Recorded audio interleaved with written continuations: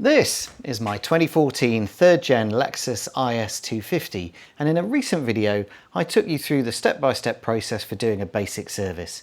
As part of that I said I was going to change the spark plugs, and that day is today, and I'm in the middle of this job. Let me show you how far I've got. Before showing you that though, here's a quick rundown of the tools needed for this job. So a hand ratchet and a couple of extensions, that's to get down into the bore of the spark plug cylinders.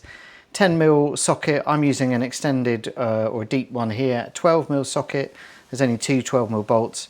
Your spark plug socket, then I've got some long nose pliers, that's for just undoing some clips. 5mm Allen handle thing for undoing the 5mm. There's also, I've been using a blend of that one and this one, a sort of 5mm hex in a 3/8 socket. And then a 12mm and a 10mm spanner. I've got ratcheting ones here. Finally, you don't have to have one of these, but I find these things invaluable, these powered 3/8 ratchety things. Just when you're winding some of these bolts out, they're quite long and it takes a bit away, a bit of the effort. So a simple selection of tools, all good standard stuff. As I said, I'm right in the middle of this job, so everything is currently disassembled, the spark plugs are out. Now I didn't want to do a how-to video on this with step-by-step because this is a job I've never done before. But now I'm in and here, I wanted to give you some tips on how to do this job, because the vast majority of other videos out there are for left-hand drive US market cars. And I'm in the UK, this is a right-hand drive UK market car, and there's a couple of differences. It's worth noting, first of all, that on the right-hand drive cars, the battery is over there on the passenger side. In the US cars, that position is over here and these items are swapped. So access to some things are a bit different. You'll see in the US videos, there's often a big cover in this space, which isn't here in this car. So there are some idiosyncrasies about that. Getting the spark plugs out of this car, once you've got access to them, is very simple. I've been using a regular 16mm spark plug socket with the rubber bit in the inside. And there is no drama. What's been interesting though is I think these are original. Lexus service interval for spark plugs is shown at 60,000 or 6 years, whichever comes soonest. My car hasn't had a very good set of previous owners, so it's missed a number of services, so I'm confident these are the original factory ones. Interestingly though, in my case, I've had one coil pack and one spark plug replaced with some good quality NGK items, but I don't know why. This car came with no paperwork to tell me about why that might be the case. And in terms of the new ones, these are what I'm fitting. This is what my dealer, my local Lexus Toyota parts desk, said I needed. So FK20 HBR11. And if I look at the ones that have come out, these are FK20 HBR11, so identical. So what's interesting about this job is that access to the spark plugs on this, in the right-hand drive car world, the driver's side, is really, really simple. You've got this air intake, which unclips here at the airbox. Undo a Jubilee clip up here and just a couple of pipes, and then that comes straight off. And then you've got really good access into coil packs down here.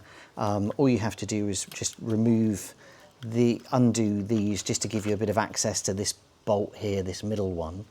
But once you've done that, you've whizzed that out of the way, then your coil packs come out. I've just put these in here temporarily whilst I'm swapping plugs. But you've got great access here, and 10 minutes I think it took me to get to this point where I was in the stage of being able to remove spark plugs. The real issue though comes over on the other side, because you've got this, the inlet manifold, that's in the way. Let me take you round. So here I've got my coil packs removed, they're over here. But what happens is this inlet manifold sits much closer over here. And it prevents you from accessing this one. I think if you, with enough patience, you'd be able to get this one out without removing this, and you could get that one out, but you absolutely can't get to this one. That's the manifold back in its correct place. I've not bolted it down, obviously, because I'm still in the process, but what you can see is that this spark plug hole back down there, you couldn't extract the coil out through this point. So this is why you have to remove this. Couple of tips then about removing that. Firstly, we've got a couple of 10mm nuts, as one goes there, one goes there. They're all fine. You've then got a range of these sort of 5mm cap bolts. They're fine when they're sort of here and they're exposed, but there are some that are sort of sunk down into recesses. There's one here and there's one over here. And the problem you have is that if you're like me, you've been trying to use one of these, that doesn't fit in there. So you then need to get creative and start using these kind of T-handles, and they're done up fairly tight. So yeah, it was a bit of a challenge to get those out. The ideal situation would be that you'd have something like this with a much longer hex piece that enabled you to get to it and retain clearance for your driver. The other thing I've seen as well is on some of those videos, people undo this. This is a fuel pipe, you know, a fuel, is it a regulator? I don't know, but fuel comes in through here. There's some crush washers. I really didn't want to interfere with fuel flow here, so I instead undid it there with 2 bolts here. Certainly that keeps that kind of crush washer arrangement fine. And then everything else, because of course it's Lexus, isn't it? Everything else comes off really nice and easily. So you've got pipes that connect into here that just undo. Other people have removed the MAF. I didn't really want to get involved with removing the MAF, so the MAF is currently still attached to the inlet manifold. I'll just be super careful when I take this all off. And the next step in terms of for what I'm doing here is to remove this and then clean up here on the inlet manifold. I've seen already it's very dirty under there, and start putting spark plugs back. So I found another change from the right to the left-hand drive cars. Because my battery is on this side of the car, you've got your main power lead coming into your positive here, which is clipped into the back of the manifold back there. Let me just get some light on it. And again, you would need, if I was going to remove this completely, I'd have to unclip this here. I've decided, in the interest of time and efficiency, to just hold the inlet manifold up and then I can clean underneath, rather than start undoing even more things. Because I don't need to remove this inlet manifold, just need it out of the way for doing the cleaning that I need to do.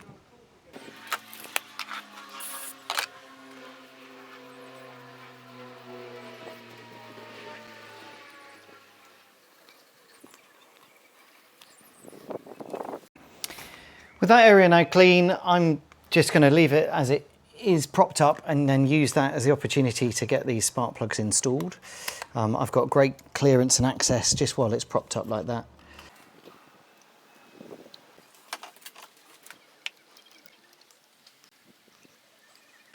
Official torque setting for these spark plugs is 25 Newton meters. That feels a little bit high to me. I'm going to set it to 20 and just go by feel. See how we get on. Spark plugs all torqued up. Now it's time to put the coils back. Just something to notice as well, something that's happened to me, is on 2 of my coils this rubber boot has come off. I don't think it's a problem, it just slips back on there, but just to be aware of the fact that it gets separated from the main coil pack. Case of putting these back is just a case of simply inserting them and just pushing them in firmly. Just again, get your inlet manifold out of the way for this one here. And I mentioned earlier I had a Rogue coil pack. I don't know why I've got an NGK one here when all the others are original Toyota Denso ones. Car ran fine though before, so let's assume it's going to be fine again.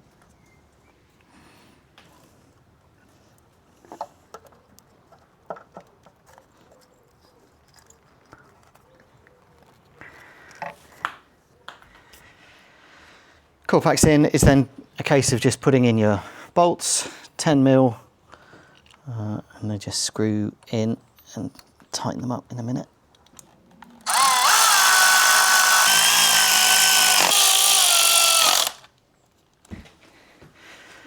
Coil pack's done. Now the thing to do is to make sure you connect your electrical connectors before you do anything with your inlet manifold. And again, these are these little clips that just on this wire here, so just get them lined up and get them inserted before you do anything else, so that you don't end up having to remove your inlet manifold to put them back in. So clip, that's one, that's 2, and that's 3.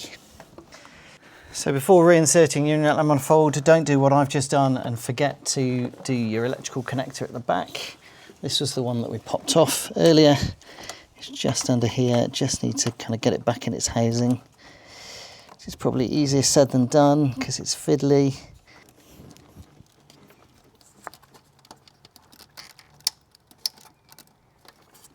There we go, definitely one not to forget. And then when you're around the back here, there's a vacuum hose that just needs to clip on, which I've just done. And also you've got that fuel line that we talked about earlier. But I can do that kind of whilst I do this. So fuel line goes on. And then, there we go, that's nicely inserted. Just do a bit of finessing at this end. And then just tighten up. I found that getting this to line up has been easier with the inlet manifold slightly not on, just to get the holes to line up. But if you've done what some of the other people in videos have done where they've removed it here, you won't have this problem. With this now secure and this pipe down the back now secure, the next thing is 12mm bolt here that goes into this hole down here. And then another 12mm, if you remember from before, and when I say remember, I mean I haven't shown you, but you will have noticed that this comes in and goes in sort of in the back here.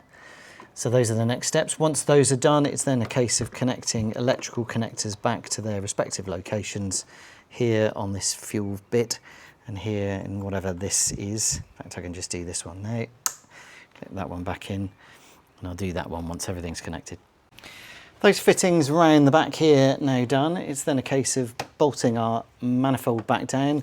So we've got these two 10mm nuts, and then we've got 6 of these cap head, 5mm cap head bolts. I did have a bit of a problem with one of these that was rounding out, which was down in one of these recess bits. So I'm actually going to put that in a hole where it's a bit easier to get to if anything were to happen to it in the future.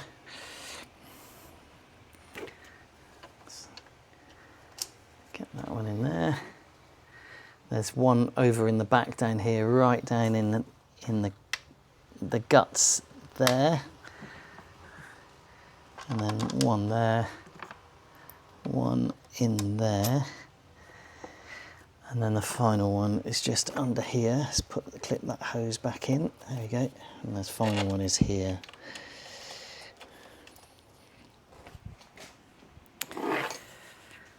I'm going to run these in with a T-handle thingy rather than the ratchet, just so I can sort of feel that everything's okay. Ratchet on these two 10mm. Everything there done now with the inlet manifold. It's a case of connecting up some pipes. I've reconnected this one. There are some other pipes to reconnect, but I think we'll have to wait until I've done spark plugs and put the inlet pipe in.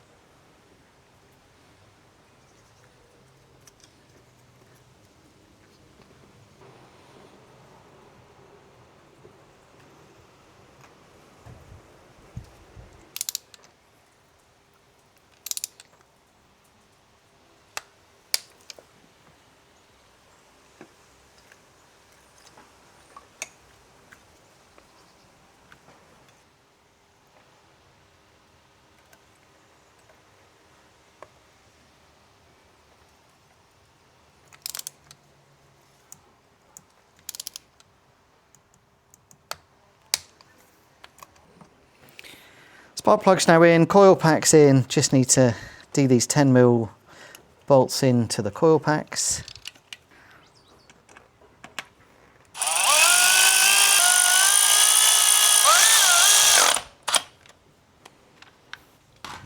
And exactly like we did over on the other side, just line up your wiring harness, which has moved. If you remember, it had to move in order to get access to that middle coil pack bolt, and then just plug in the connectors again. That's one, that's 2, and the third one back here. There we go. And then it's a case of redoing some of these pipes and wires. The MAF connector goes in over here. That one. That connector goes into there. Looks like some kind of vacuum type thing. Let's just undo that. Slide that in, and then this electrical harness here I'd unclipped, and that just clips in like that.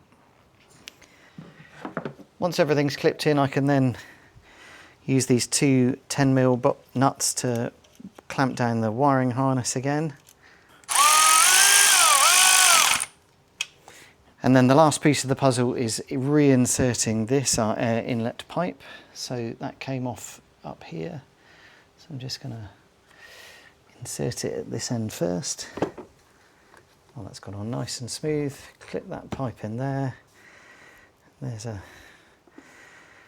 pipe to go in here with this butterfly clip. Let's get that back into the right place. There we go. An electrical connector here. We also need to clip in the thing that holds it in place. There is then, don't forget, you should have undone a clip, this electrical clip here, not electrical, sorry, this pipe clip here. So just clip that back in. That's nice and firm in there. And then it's just a case of making sure your airbox is in correctly and doing up your clips here, here, here, and here. One last bolt to deal with. This is a 10mm. It goes right at the back there. This was super fiddly to get out. Anyway, you could be forgiven for skipping, for sure. There we go, that's tightening up always to the end now.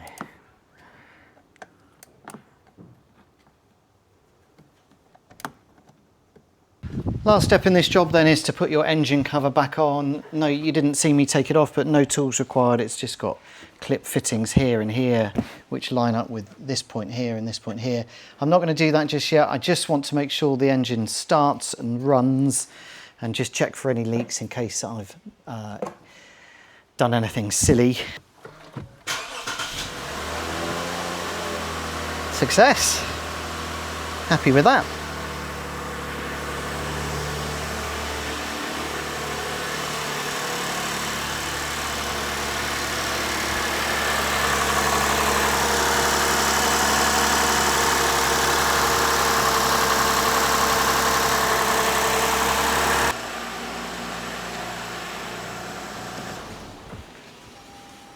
Final step then is getting this engine cover back on. Let's do that. That's about right. 1, 2. There we go. Gosh, that's easy, isn't it? And then one, there's obviously a clip at the back there.